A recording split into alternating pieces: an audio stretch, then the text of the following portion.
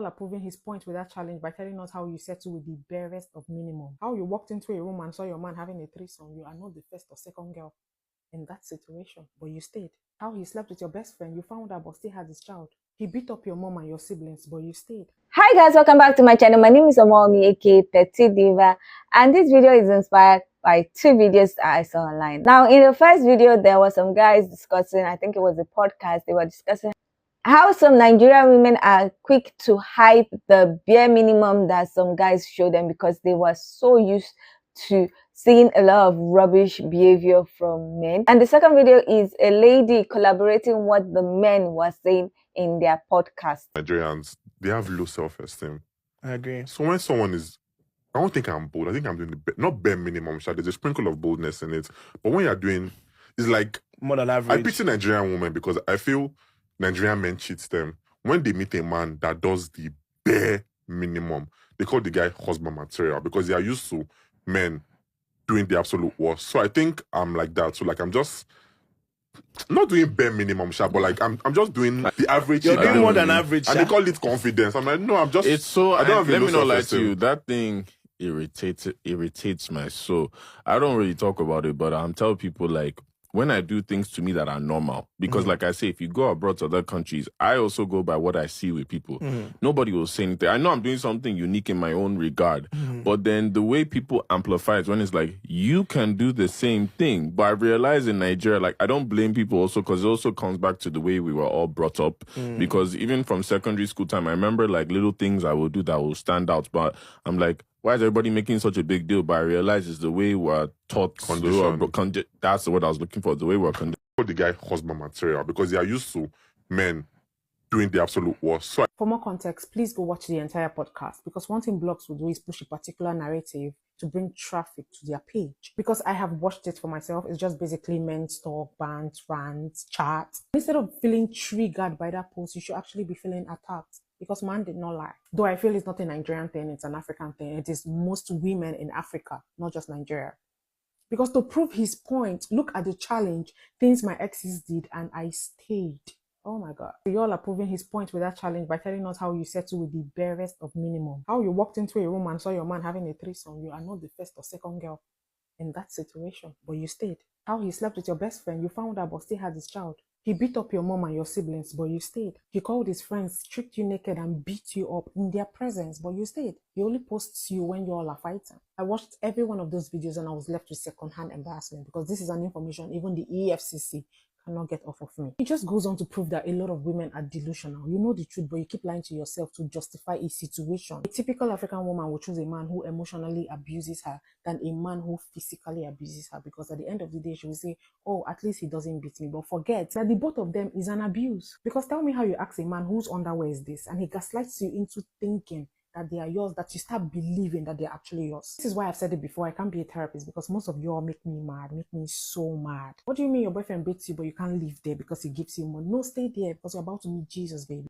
Now, both the men and the lady were saying almost the same thing. Now, they were saying that because some women are so used to receiving a lot of disastrous attitude and behaviors and seeing a lot of characteristics that are terrible in men, that when they see a guy that does the barest of the barest minimum, they begin to hype the person, they begin to cling on to the person because they have seen a lot of nonsense. And when they don't see that in a guy, they just think that, oh, it's all that. Even if he has some other behaviors, they begin to excuse. Like the lady was saying, some people will say that if the guy is being emotionally abusive, they will still take it because at least he's not laying hands on them. He's not physical abuse. There are a lot of African women that also act like that. They accept the barest minimum because when you say a lot of rubbish, the barest minimum looks very, very good.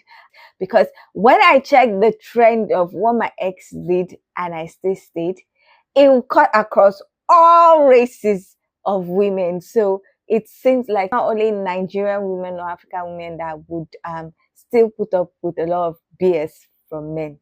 Something in me is telling me not to share this, but as my sweatshirt says, vulnerability is a superpower. So here are things my exes did and I stayed, child. I'm a single girly now, so I have been delivered. We are no longer in the trenches of these men because they be trying me. First off, one of them lied to me about having a child. Actually, 2 men I dated lied to me about having children. And I don't know if I was giving like unfit stepmother vibes or what the case is, but the fact that they went and lied about having kids, like I wasn't gonna find out, like I'm actually not the feds, blocked me and changed their phone number. I can't believe I'm saying this shit out loud. When I called him old boy on Twitter, blocked me, changed his phone number because I referred to him as old boy. Forgot our 1-year anniversary, and when I brought it up, they said that they were planning on doing something the following weekend. Mind you, I cooked a full steak and lobster dinner for this man, and I don't even cook like that. Allowed me to move in with his mother while I was looking for a new apartment and fully screwing other girls while I'm living with his mama in the same town at that. And a whole other woman professing her love and adoration for him and how he was treating her on Twitter, then said that she was making it up. Unfortunately, I could say so much more, but I'm going to end on the fact that he told me I stopped getting cute for him after he insisted that he wanted to see me like relax, to stop being so done up every time I saw him. And then you see me chilling and you're like, oh yeah, you don't get cute for me anymore. Are you mad? He used to send me pictures of other girls on Instagram and tell me that I would look so much better if I did my hair or my nails or whatever like the girls in the picture. Yeah. Namely, Jordana Rianne, you know, from Love Island. He would send me her all the time, to the point where I literally blocked the poor girl because every time I saw her on my explore page, it would make my asshole itch. He used to compare me to other girls all the time, actually. One time I was cleaning out my makeup drawer whilst we were on FaceTime. I was showing him all the makeup that I'd like accumulated in storage, and do you know what this man said to me? He looks at all my makeup and he goes, you know, my ex-girlfriend was naturally pretty. She didn't need all of that. Bro. True story. One time I was on the train on the way to go see him and I had a full-on panic attack. And now I'm thinking about it, that was probably my subconscious telling me to not go and meet this guy. But anyway, I'm on the train and I mean like sat on the floor, a complete stranger sat cradling me, holding my hand, wiping the tears off my face. Not even funny, but you just have to laugh. And no joke, I get off the train, go to meet him. Obviously I tell him what just happened. This guy did not care. He was like, oh, okay. I actually think he laughed at one point and made a comment like, oh, you're probably just emotional because you're coming on your period.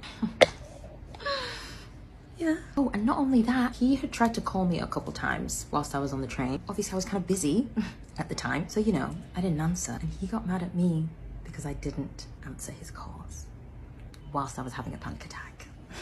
He used to make really inappropriate, kind of degrading comments about me to his friends whilst I was saying that. Or sometimes we'd be out, again, table full of people, and he would just blurt out private, personal information about me that I had literally asked him not to share with anyone. But did he care? No, just announce it. And I would literally tell him, you know, it's really embarrassing when you do that in front of people. Like, can you not? The next time we were out, you do the exact same thing. Don't ask me why I put up with it, because I don't have an answer. Anytime I would call him out on something or tell him that something that he did had hurt my feelings, he would get mad at me for being mad at him for what he had done wrong to me. It don't even make no sense. Or he would just like straight up flip the whole thing around on me. His favorite line was, I have had all the same friends for 20 years and nobody else has a problem with me except you. Nobody else thinks all these things about me, so obviously it can't be me that's the problem. Yeah.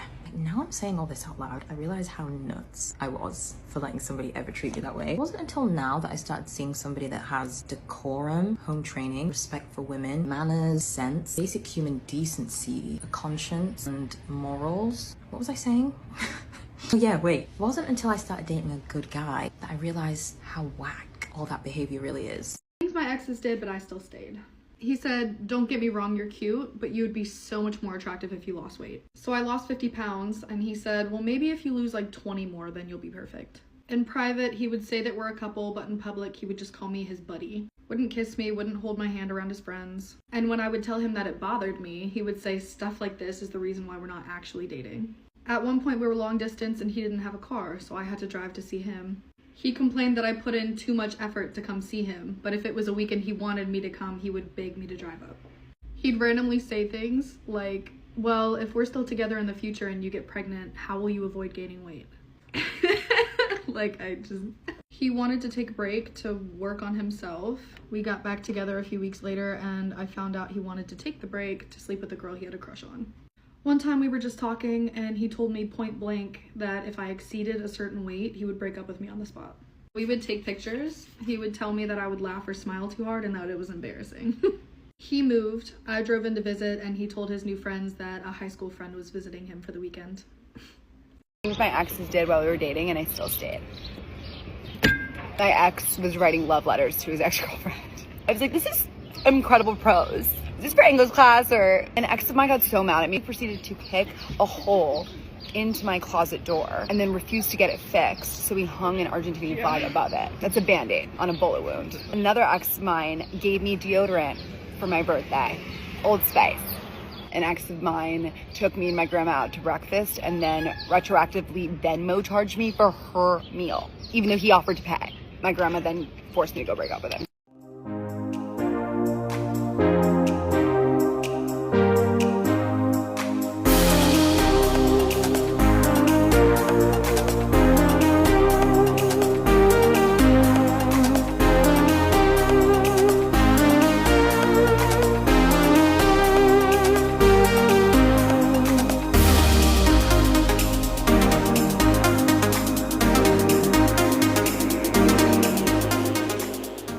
Now, watching some of the videos of the ladies who shared what their exes did and they still stayed, I was just like, what is going on? Now, the guy that kept on comparing his present girlfriend to his ex-girlfriend, I was like, what's the color of your problem? Why didn't you stay with the ex-girlfriend? What is the meaning of always telling her, oh, this person did not like this person did not do this, or sending her pictures of women on IG and saying that, oh, if you did like this, that would be better. If like, you can meet the IG women and stay with your ex. There's no need for someone to be saying all that thing and trying to bring down your self-esteem.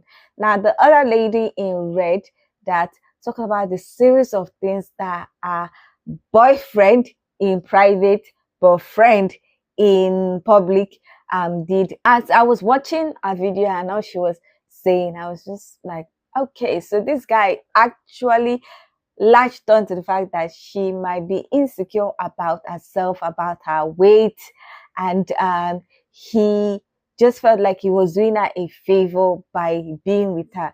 And she was so grateful that someone actually looked at her, that even with all the things that he was doing, which was a clear indication of the fact that he didn't really like her, he was just using her for things. And she still stayed with all that until, I hope, she was the one that eventually left that relationship. Because the things she was saying, him not acknowledging her as his girlfriend in front of his friends, saying she's a high school friend, she having to drive all the way to his place, and then he's saying she's putting too much effort. But when he wants her to come because maybe he wants, you know what I'm talking about, then he will now be like, oh, come. I was just watching. I was just like, yep, that guy was really something else. And he saw that she was insecure about her weight, about her looks, and he latched onto that. I'm sure he might have thought that nobody will like you like I do, or something like that.